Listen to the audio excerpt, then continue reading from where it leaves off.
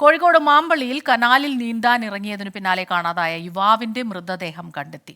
ആശാരിക്കണി സ്വദേശി വാഴയിൽ മീത്തൽ യദുവാണ് മരിച്ചത്. ഇന്നലെ രാത്രിയാണ് യദുവിനെ കാണാതായത്. രാഹുൽ സുരേഷ് ചേരുന്നുണ്ട് കോഴിക്കോട് നിന്ന് വിവരങ്ങളുമായി. രാഹുൽ, കൂടുതൽ വിവരങ്ങൾ. സ്മിത, ഇന്നലെ രാത്രി 11 മണിയോട് കൂടിയായിരുന്നു മാമ്പള്ളിക്ക് സമീപം യുവാവിനെ കനാലിൽ കാണാതാവുന്നത്. മണിക്കൂറുകൾ നീണ്ട തെരച്ചിലിനൊടുവിൽ അല്പസമയം മുമ്പാണ് യുവാവിന്റെ മൃതദേഹം കാണാതായ പ്രദേശത്തിന് സമീപത്തു നിന്നും കണ്ടെത്തിയിട്ടുള്ളത്. ഫയർഫോഴ്സും പോലീസും നാട്ടുകാരും ചേർന്നാണ് ഈ തെരച്ചിൽ നടത്തിയിരുന്നത്. അതിനൊടുവിലാണ് മൃതദേഹം കണ്ടെത്തിയിട്ടുള്ളത്. ആശാരിക്കണ്ടി സ്വദേശിയായ വാഴയിൽ മീത്തൽ യദു, 24 വയസ്സായിരുന്നു യുവാവിന്.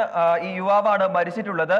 നമുക്ക് ലഭിക്കുന്ന വിവരം അനുസരിച്ച് ഇന്നലെ രാത്രിയോടുകൂടി ഒരു വിവാഹ സൽക്കാരത്തിൽ പങ്കെടുത്ത ശേഷം ഈ 3 യുവാക്കൾ നടന്നു വരികയായിരുന്നു.